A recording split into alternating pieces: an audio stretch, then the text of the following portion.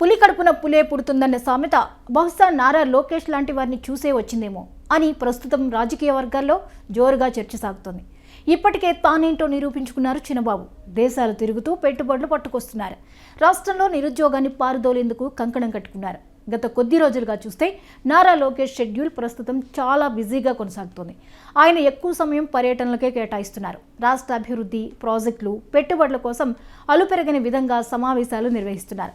ఇటీవల America, Canada పర్యటనలు పూర్తి చేసుకుని వచ్చిన వెంటనే విశాఖపట్నం వెళ్లారు. అక్కడ ఐటీ కంపెనీల శంకుస్థాపనలు, ప్రారంభోత్సవ కార్యక్రమాల్లో పాల్గొన్నారు. తాజాగా ఆయన మళ్లీ ఢిల్లీ టూర్ పెట్టుకున్నారు. అక్కడి నుంచి తిరిగి విశాఖకు వెళ్లనున్నారు. ఈ విధంగా ఆయన షెడ్యూల్ ఎంతో బిజీగా కొనసాగుతుంది.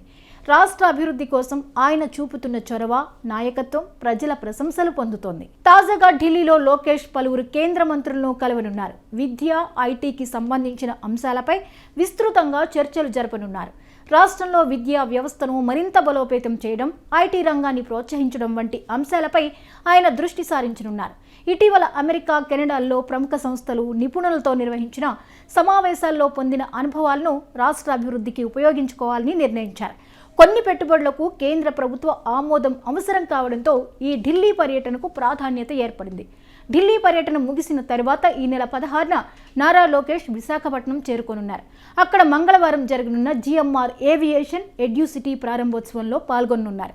ఈ ప్రాజెక్ట్ ద్వారా విశాఖలో ఏవియేషన్కు సంబంధించిన విద్యా కేంద్రాలు ఏర్పడనున్నాయి. దీనివల్ల యువతకు ఉద్యోగ అవకాశాలు పెరగడంతో పాటు రాష్ట్ర ఆర్థిక వృద్ధికి కూడా తోడ్పాటు లభించనుంది.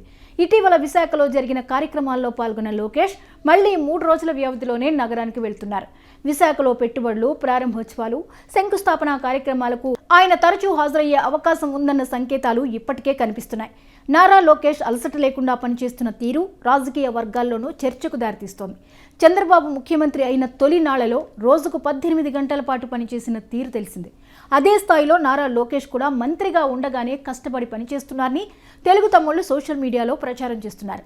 లోకేష్ చేస్తున్న అలుపెరగని పర్యటనలు, వివిధ రంగాల్లో చూపిస్తున్న చొరవ ప్రజల దృష్టిని ఆకర్షిస్తోందని అంటున్నారు. ఇంత బిజీ షెడ్యూల్ మధ్య సోషల్ మీడియాలో ఎవరికైనా సహాయం కావాలంటే స్పందిస్తున్నారని, పార్టీ వ్యవహారాలపై కూడా నిరంతరం దృష్టి పెడుతున్నారని అంటున్నారు. నారా లోకేష్ రాజకీయ ప్రయాణం పరమపద సోపాన పఠాన్ని తలపిస్తోంది. ప్రత్యర్థుల పాముల్లా అవమానకర మాటలతో ఎన్ని కాట్లు వేసినా నిచ్చెన ఎక్కుతూనే ఉన్నారు లోకేష్. ప్రత్యర్థుల కుట్రలను చిత్తు చేసి అనుకున్న లక్ష్యాన్ని చేరుకున్నారు. రాజకీయ వారసత్వం ఉన్న కుటుంబంలో పుట్టినప్పటికీ లోకేష్ ఎదుర్కొన్న విమర్శలు, హేళనలు ఇంకే రాజకీయ నాయకుడు ఎదుర్కొని ఉండరు. ముఖ్యంగా వైసీపీ నేతలు సోషల్ మీడియా వేదికగా నారా లోకేష్ను లక్ష్యంగా చేసుకుని చేసిన వ్యాఖ్యలు, వ్యంగ్యాలు ఆయన్ను తీవ్రంగా ఇబ్బంది పెట్టాయి. అనుభవం లేదని, మాట తడబడతారని, రాజకీయాలకు సరిపోడని ప్రచారం చేశారు.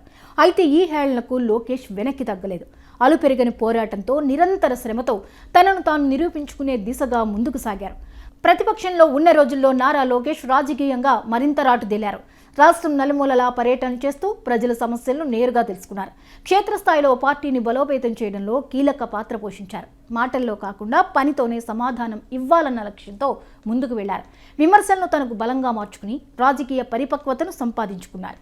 ప్రజలు ఇచ్చిన తీర్పుతో తెలుగుదేశం తిరిగి అధికారంలోకి వచ్చిన తర్వాత నారా లోకేష్ మంత్రిగా బాధ్యతలు చేపట్టారు. మంత్రిగా ఆయన పనితీరు ఇప్పుడు రాజకీయ వర్గాల్లో విస్తృత చర్చకు దారితీసింది. ఒకప్పుడు హేళన చేసిన వారే ఇప్పుడు ఆయన పనితీరును గుర్తించాల్సిన పరిస్థితి వచ్చింది. నిర్ణయాల్లో స్పష్టత, వేగం, బాధ్యత కనిపిస్తున్నాయనే అభిప్రాయం బలపడుతోంది. ముఖ్యంగా పెట్టుబడులు, పరిశ్రమలు రాష్ట్రానికి తీసుకురావడంలో నారా లోకేష్ ప్రత్యేకంగా కృషి చేస్తున్నారు. దేశీయ, అంతర్జాతీయ పారిశ్రామికవేత్తలతో వరుస సమావేశాలు నిర్వహిస్తూ ఆంధ్రప్రదేశ్లో పెట్టుబడులకు అనుకూల వాతావరణం ఉందని నమ్మకం కలిగించే ప్రయత్నం చేస్తున్నారు. ఐటీ, తయారీ రంగాల్లో స్టార్టప్లకు అవకాశాలు కల్పించడంపై దృష్టి పెట్టారు. యువతకు ఉపాధి అవకాశాలు పెరగాలన్నదే ఆయన ప్రధాన లక్ష్యంగా కనిపిస్తోంది. ప్రభుత్వ విధానాలను సరళీకృతం చేయడం, పెట్టుబడిదారులకు అడ్డంకులు తొలగించడం, వేగంగా నిర్ణయాలు తీసుకోవడం వంటి అంశాల్లో లోకేష్ చురుగ్గా వ్యవహరిస్తున్నారు. ఒకవైపు పరిశ్రమల అభివృద్ధి, మరోవైపు రాష్ట్ర ఆర్థిక పురోగతి అనే లక్ష్యంతో ముందుకు వెళ్తున్నారు. దీంతో పరిశ్రమల వర్గాల్లో ప్రభుత్వంపై విశ్వాసం పెరుగుతోందన్న అభిప్రాయం వినిపిస్తోంది. ఈ నేపథ్యంలో నారా లోకేష్ గురించి తండ్రిని మించిన తనయుడు అన్న మాటలు వినిపిస్తున్నాయి. చంద్రబాబు పరిపాలన, అభివృద్ధి దృష్టితో గుర్తింపు పొందిన నాయకుడు. అలాంటి తండ్రికి వారసుడిగా ఉండి తనదైన శైలిలో పనిచేస్తూ కొత్త తరహా నాయకత్వాన్ని చూపిస్తున్నారనే భావన ప్రజల్లో బలపడుతోంది. అనుభవం, విజన్ ఉన్న తండ్రి మార్గదర్శకత్వంతో పాటు యువతరానికి దగ్గరగా ఉండే ఆలోచనలతో లోకేష్ ముందుకెళ్తున్నారు. మొత్తానికి నారా లోకేష్ ప్రయాణం విమర్శల నుంచి విజయం వరకు సాగిన కథ. హేళనలను శక్తిగా మార్చుకుని రాజకీయంగా ఎదిగిన నాయకుడిగా నిలిచారు. మంత్రిగా చూపిస్తున్న పనితీరు, రాష్ట్ర అభివృద్ధికి తీసుకుంటున్న చర్యలు ఆయన భవిష్యత్ రాజకీయ ప్రయాణానికి బలమైన పునాదిగా మారుతున్నాయి. కాలం గడిచే కొద్దీ ఆయన రాజకీయ గుర్తింపు మరింత బలపడే అవకాశాలు కనిపిస్తున్నాయి.